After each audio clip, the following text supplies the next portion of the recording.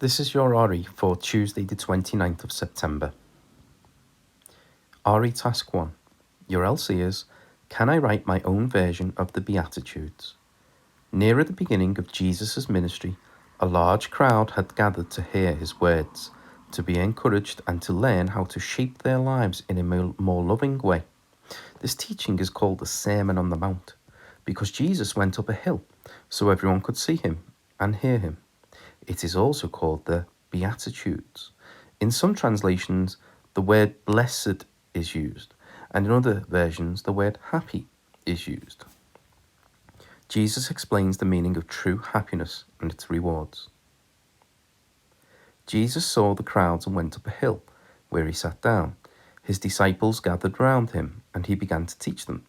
Blessed are those who know they are spiritually poor. The kingdom of heaven belongs to them. Blessed are those who mourn. God will comfort them. Blessed are those who are humble. They will receive what God has promised. Blessed are those whose greatest desire is to do what God requires. God will satisfy them fully. Blessed are those who are merciful to others. God will be merciful to them. Blessed are the pure in heart. They will see God. Blessed are those who work for peace. God will call them his children. Blessed are those who are persecuted because they do what God requires. The kingdom of heaven belongs to them. Blessed are you when people insult you and persecute you and tell all kinds of evil lies against you, because you are my followers. Be blessed and glad, for a great reward is kept for you in heaven. This is how the prophets who lived before you were persecuted. In the knowledge that you are loved by God, write your own set of attitudes reflecting this love. Give reasons why you would make others feel blessed and loved too. Give it the title Beatitudes and start, for example, with, you will be blessed when you share something, because you show respect to, because, and think of what could go in those gaps.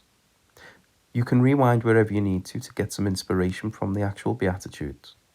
Try and relate this to our Brave New World topic. How can and should we treat people now, particularly with the challenges facing our world?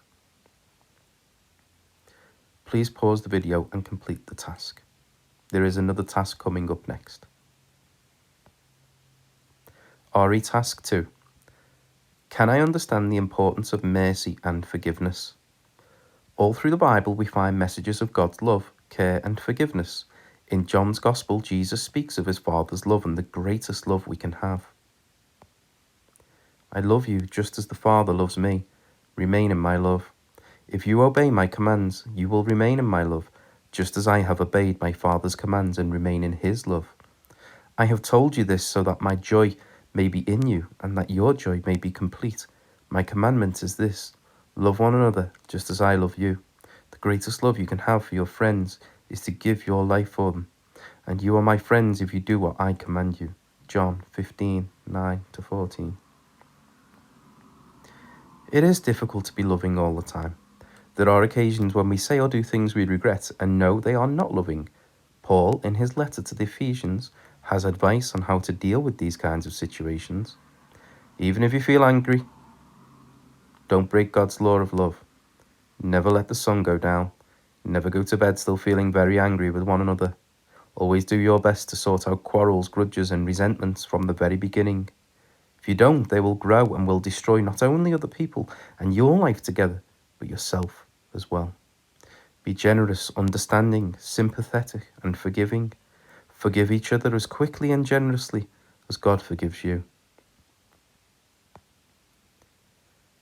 Using the scripture which is in your pack, highlight or underline all of the words and phrases from Ephesians which show mercy and forgiveness.